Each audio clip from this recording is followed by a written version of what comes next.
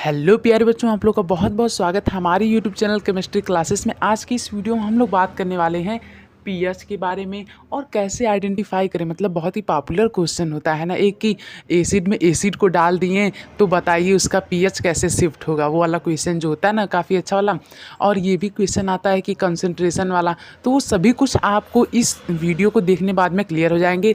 10 से भी कम मिनट में आप लोग समझाओ तो इसे पूरा देखिएगा। चलिए पहले हम लोग बात कर लेते हैं पीएच क्या होता है। आप सभी लोगों को पीएच के बारे में पता ही होगा, एक बेसिक सा आइडिया ले लेते हैं। देखिए, जिस प्रकार से बच्चों हमारे पास में अलग अलग यूनिट्स होती हैं अलग अलग चीज़ों को नापने के लिए। जैसे हम लोग डिस्टेंस को मीटर, किलोमीटर, सेंटीमीटर में नापते हैं। यदि आप लोग कोई लिक्विड लेते हैं तो उसे लीटर वगैरह में नापते हैं। ठीक है, उसी प्रकार से एसिड कितना ज़्यादा स्ट्रांग है या कितना ज़्यादा वीक है, या फिर बेस कितना ज़्यादा स्ट्रांग है या कितना ज़्यादा वीक है, इसे नापने के लिए हम लोग यूज करते हैं पीएच का। ठीक है, पीएच पीएच एक इमेजिनरी कॉन्सेप्ट है, मतलब कि एक हाइपोथेटिकल चीज़ है। हाइपोथेटिकल मतलब जो असल में एग्जिस्ट तो नहीं करती है पर ऐसा मानते हैं। ठीक है, ये एक हाइपोथेटिकल है पीएच। और प्यारे बच्चों, जो पीएच होता है ये हमारी काफ़ी ज़्यादा मदद करता है। मतलब कि पीएच से हम लोग कॉन्सेंट्रेशन बता सकते हैं। मान लीजिए कि यदि हमारे सामने कोई लिक्विड है, मान लीजिए यही है, ये मान लीजिए कोई एक एसिड है, तो इस एसिड में कितना H प्लस आयन है। ठीक है, उसे हम लोग पता लगा सकते हैं। अब प्यारे बच्चों, जो पीएच होते हैं वो हमारी क्या मदद करते हैं इसके बारे में देख लेते हैं। आपकी एनसीईआरटी बुक में कई सारे पीएच के एप्लीकेशन दिए गए हैं कि पीएच हमारे डाइजेस्टिव सिस्टम मदद करता है और एसिड रेन जो नुकसान करती है रिवर्स वगैरह को। तो ये सभी आपको पता ही है। यदि नहीं पता है तो जाके देख लीजिए, हमने एक पीएच वाला वीडियो बना लिया है। इस वीडियो का हमारा मेन एम ये है कि जो कॉन्सेंट्रेशन वाला होता है H प्लस आयन का, उसे क्लियर करना। ठीक है, तो पीएच का एक आइडिया लगा। पीएच बेसिकली एक हाइपोथेटिकल कॉन्सेप्ट है। इसका यूज हम लोग क्या किस लिए करते हैं, इसका यूज हम लोग इसलिए करते हैं ताकि हमें H प्लस आयन और OH माइनस आयन का कंसेंट्रेशन पता चल सके। ठीक, बात करते हैं हाउ स्ट्रॉन्ग और वीक एसिड और बेस इज। मतलब कि एसिड और बेस कितना स्ट्रांग है कितना वीक है, ये किस पे डिपेंड करता है। जल्दी से एक बार बता रहा हूँ, रिकॉल करने की कोशिश कीजिएगा। ये मान लीजिए हमारा पीएच है, ये है 0 मतलब कि 0, ये है 14। ठीक है, और ये आता है बीच में 7। 7 हम सभी लोग जानते हैं न्यूट्रल को इंडिकेट करता है। और इस साइड जाएंगे तो पीएच क्या होगा, घटेगा। इस साइड जाएंगे तो पीएच क्या होगा, बढ़ेगा। और यदि इस साइड जा रहे हैं तो बेसिसिटी बढ़ेगी, इस साइड जा रहे हैं तो एसिडिटी बढ़ेगी, मतलब एसिडिसी बढ़। ठीक है, मतलब समझ रहे हैं ना, मतलब एसिडिक कैरेक्टर बढ़ेगा। ठीक है, और इस साइड जाएंगे तो कौन सा कैरेक्टर बढ़ेगा, बेसिक कैरेक्टर बढ़ेगा। इतना क्लियर। मतलब कि जब हम लोग 7 से कम रहते हैं तो जितना कम होगा पीएच, जितना 7 से कम होगा उतना ज़्यादा ही एसिडिक कैरेक्टर होगा।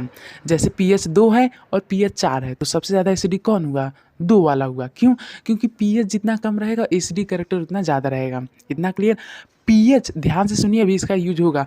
पीएच जितना ज़्यादा होगा, पीएच जितना ज़्यादा होगा बेसिक कैरेक्टर उतना ज़्यादा होगा। पीएच यदि 6 है और पीएच यदि 14 है तो सबसे ज़्यादा बेसिक कैरेक्टर किसका हुआ, 14 वाले का। ठीक है, बढ़ते हैं। अब आते हैं अपने मेन टॉपिक पे। पहले हम लोग यहाँ पे बात कर लेते हैं कंसंट्रेशन वाला। देखिए आगे एक क्वेश्चन है। तो प्यारी बच्चों, हम लोग ये जानते हैं, मान लीजिए हमारा न्यूट्रल पॉइंट है। अब हमारे जो एसिड्स होते हैं उनमें कौन सा आयन होता है, OH माइनस आयन होता है ना। नहीं, H प्लस आयन होता है। एसिड में H प्लस आयन होता है। कौन सा आयन होता है, H प्लस आयन होता है। किसमें, एसिड में। और बेस में कौन सा आयन होता है, बेस में OH माइनस आयन होता है। ठीक, तो पता चला एसिड में H प्लस और बेस में OH माइनस आयन होता है। क्लियर। अब प्यारे बच्चों, जितना ज़्यादा कोई भी एसिड स्ट्रांग होगा, जितना ज़्यादा कोई भी एसिड स्ट्रांग होगा उसका H प्लस आयन कंसंट्रेशन उतना ज़्यादा स्ट्रांग होगा। इसका मतलब क्या है कि पीएच, ध्यान सुनिएगा मेरी बात को, पीएच जितना कम होगा एसिडिक कैरेक्टर उतना ज़्यादा होगा। नोट कर लीजिए फटाफट। पीएच जितना कम होगा एसिडिक कैरेक्टर उतना ज़्यादा होगा। एसिडिक कैरेक्टर ज़्यादा मतलब H प्लस आयन उतना ज़्यादा होगा। तो इनडायरेक्ट वे में हम लोग ये कह सकते हैं, ध्यान सुनिएगा, कि पीएच यदि जितना कम होगा H प्लस आयन उतना ही क्या होगा, बढ़ेगा। अब एक और बात सुन लीजिए।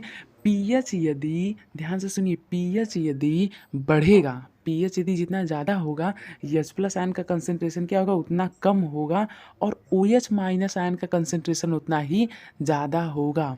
बात समझ में आई। अभी हम लोग लास्ट वाला एक क्वेश्चन करेंगे तो उसमें समझ में आएगा आप लोग। ठीक है, तो मुझे उम्मीद आप लोग समझ में आ गया होगा। अब एक और चीज़ बता देना चाहता हूँ, एक क्वेश्चन आता है प्यारे बच्चों जो कि मैंने लिया है तीसरा वाला, इसे मैं एक स्पेशल अभी एक्सप्लेन करूँगा, सो थोड़ा सा इंतजार कर लीजिए।